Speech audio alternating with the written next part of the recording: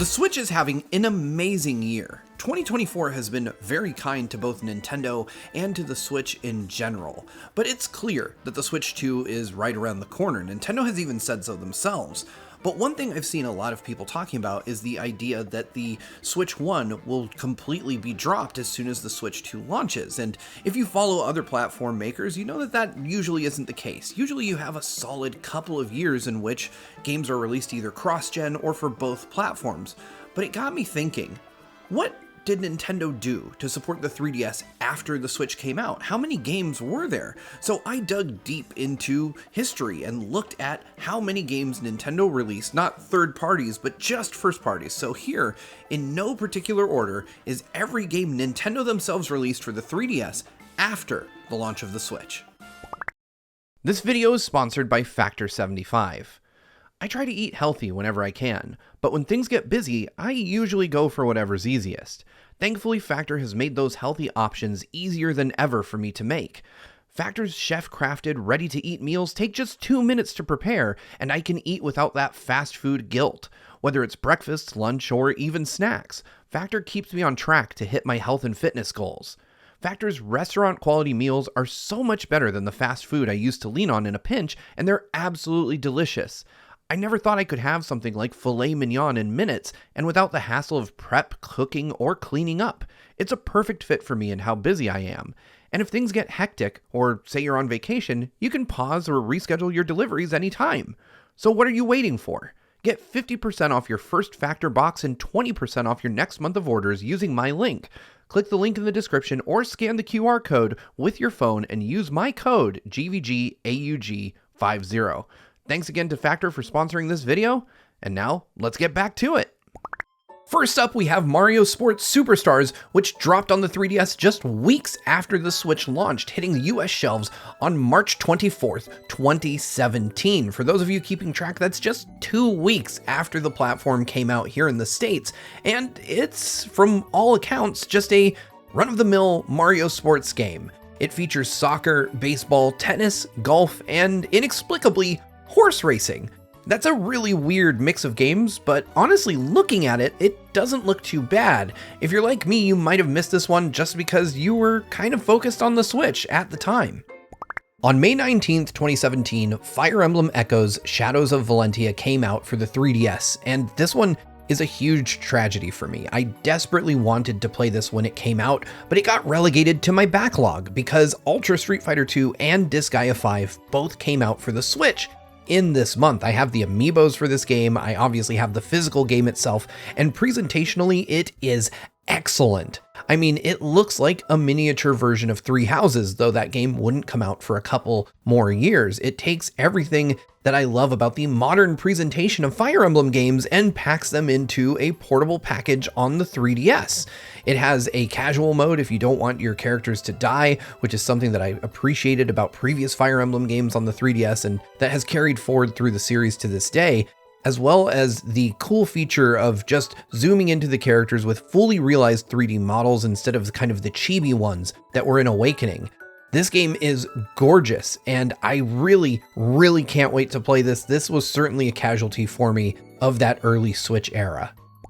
On June 23rd, 2017, we got Ever Oasis, and it was developed by none other than Grezzo, the folks who have done so many Legend of Zelda games. Of course, they're working on Zelda Echoes of Wisdom, or at least we believe them to be, and they made this game as well. And you can kind of see where they took inspiration from the Legend of Zelda series here. This is pretty reminiscent of a 2D Zelda game in a lot of ways. However, you have a party of 3 characters, including a water spirit. It's got dungeons, it's got exploration, it has real-time combat, and admittedly, I played very little of this one when it came out.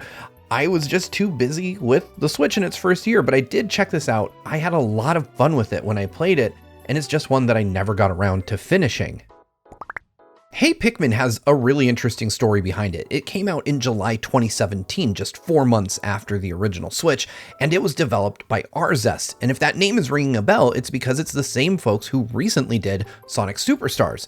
Hey Pikmin was actually helmed by Naoto Oshima, who created Sonic. But the game didn't really capture the essence of what it was like to play a Pikmin game, and in a world where Pikmin 4 hadn't yet arrived, people were really hard on this game, claiming it was far too simple and it lacked the depth of Pikmin 1, 2, and 3. This is a game that I'd really like to go back to, because in a post-Pikmin 4 world, I could find this being a very interesting side story. As we entered the fall of 2017, we finally got the first game that really pulled me away from my Switch for a significant period of time in Metroid Samus Returns. I was over the moon excited about this game. It was a return to form for Metroid. I'd been wanting 2D Metroid to come back for so long, and we finally got one that was incredible. Actually, to this day, I'm still bothered that this game is only on the 3DS. I would love for Mercury Steam and Nintendo to bring this to the Switch. Obviously, we ended up getting something even better in the form of Metroid Dread some years later, but this was incredible. I still love this game so much, and they did this really cool thing on the physical where the cover art was reversible and you could make it look like the Game Boy game. It also is the reason we got the Metroid amiibo, which is objectively the coolest one ever. Mario and Luigi Superstar Saga is a bit of an embarrassing blind spot in my 3DS experience. I own the game and Bowser's Inside Story as well, but I've never played all the way through it. In fact, I have barely touched it, which is a little more embarrassing now in 2024 than it was in 2017. In 2017, this game launched just weeks ahead of Super Mario Odyssey, which was occupying pretty much all of my hype center of my brain at the time. But now, with Brothership around the corner, I feel doubly guilty that I haven't played this one yet. I'm going to need to go back and experience it because, as I can see from the footage Brandon grabbed for me for this video, it looks absolutely delightful. The Style Savvy series enjoys one of the most dedicated fan bases out there, but even their loyalty couldn't save Styling Star from being overlooked. Nintendo released this on Christmas Day as a digital-only eShop release for the 3DS in 2017, meaning it was destined to be forgotten. Fortunately, the developer Sign Sophia has created kind of a spiritual successor in Fashion Dreamer for the Switch, but this is the last game we saw in the Style Savvy series. There's no telling if Nintendo will ever want to bring this back, but for the sake of those dedicated fans, I certainly hope so. Fire Emblem Warriors dropped on the same day on the 3DS as it did on the Switch, and this felt like something of a goodwill gesture for dedicated 3DS fans who maybe hadn't yet picked up a Nintendo Switch, because this was the full game, but obviously a vastly inferior version of it. Most fans that had a Nintendo Switch either picked up Warriors as a curiosity or just picked it up on the Switch where it looked and ran better. It's still a really cool game to have. I love these Warrior games having appeared on both the Nintendo Switch and the 3DS. Of course, Hyrule Warriors is an example of that. We had a 3DS version that came out prior to the Switch version, but it exists on both platforms nonetheless. Seeing Fire Emblem Warriors here, despite being objectively worse than the Switch version, is just a really cool inclusion in the library, and hey, it runs better than Age of Calamity. November of 2017, the 3DS got the definitive versions of the Gen 7 Pokemon games in Ultra Sun and Ultra Moon. These were 3DS exclusive, despite there being rumors swirling about a Switch version dubbed Pokemon Stars coming to the console at some point. But these were great releases. They took everything we loved about Sun and Moon and just improved on them, added content, added Pokemon, and gave you an overall stronger package, even if review scores did trend a bit lower. These are great games, though I doubt that you didn't know about these. I don't know how much I can say about Kirby Battle Royale. It was a Kirby spin-off game that released in late 2017 in Europe and Japan and very early 2018 here in the States, and it was just kind of a game. It was a multiplayer Kirby brawler, which I don't think any of us were really asking for at the time. It did have a cool adventure mode and a bunch of kind of Mario Party minigame-like modes that you could play. It had both online and local wireless. It was neat, but it wasn't really something anybody was really clamoring for at the time, and when it came out, it released to really middling reviews, so it's better remembered by fans of Kirby. There are some vocal people who love it, but this one I just kind of let pass me by, and it's cool and all, but not something I'm aching to go back to. Mario Party Top 100 is like the oops all berries of video games. It's just Mario Party minigames, or essentially ostensibly just Mario Party minigames crammed into a 3DS cartridge. It has one board, but to me, This was always meant to just be a conduit for playing all of your favorite Mario Party minigames, but reviewers hated this game when it came out. It got 5s and 6s. It was just maligned by the entire journalistic community, but I like this game because I love playing just Mario Party minigames. I like having a quick hit of being able to try any of my Mario Party minigames. Or at least I would really like this game if it wasn't on the 3DS. That is its biggest flaw. Mario Party is meant to be played on a big screen. At least that's how it is for me, and putting it on the 3DS just wasn't the right vehicle for it, and I think that's why it suffered its fate. Next up, we have Kirby Blowout Blast, which was yet another game that Kirby was just kind of thrown onto on the 3DS to give 3DS owners something to play while other folks were busy with their Switches. This was a kind of 2D-ish side-scrolling action game in which Kirby didn't have any copy abilities. All you could do was inhale enemies and then blow them back out to take out as many other enemies as you could. The whole goal was to rise a combo meter that was in the upper left of the screen by lining up enemies in a way that you could take out as many as you could with a single attack. It released to middling reviews, 6s and 7s mostly, a bit better than the previous Kirby game in this list, Battle Royale, but still nothing special, really. Oh, you thought we were done with Kirby? Because we still aren't! Nintendo released yet another Kirby game on the 3DS during the Switch's lifespan. This one was probably the most reviled of all of them. This was Team Kirby Clash Deluxe, and the reason people didn't like this is because it was a freemium game, meaning it was free to play, but you could use microtransactions to speed up character progression. They did the same thing on the Switch with Super Kirby Clash Deluxe, and people didn't react nearly as viscerally. I'm not sure what it was about this 3DS version that had people so angry, but if you look up reviews for this game, the top hit is just a very angry Reddit post. So I didn't play this one. I didn't know about Kirby Clash until Super Kirby Clash came out for Switch, but I also feel like if you've already played Super on the Switch, you're probably not missing anything with this 3DS version. Okay, so I'm gonna take any chance I can to tell you to play Captain Toad, so this is it for this video. Go play Captain Toad if you haven't already. This game came out on the 3DS and the Switch after being on the Wii U for many years. This is a weird case though, because usually a Switch game that comes out on 3DS is going to be worse on 3DS, objectively so. And by some metrics, the 3DS version is. It's capped at 30 FPS, where the Switch version runs at a solid 60, but you get the benefit of that 3D screen on the 3DS, which makes it so much cooler. I actually prefer playing Captain Toad on the 3DS, limitations and all, just because of how cool the 3DS display is. Now, if you only have a 2DS, maybe play the Switch version. Man, remember Detective Pikachu? This game was so cool. It was just such a weird take on Pokemon, and it was so novel at the time. This is probably the most popular 3DS game, or at least the most well-known 3DS game to come out after the Switch had launched. Everybody was talking about this when it released, and it got rave reviews from both fans and critics alike.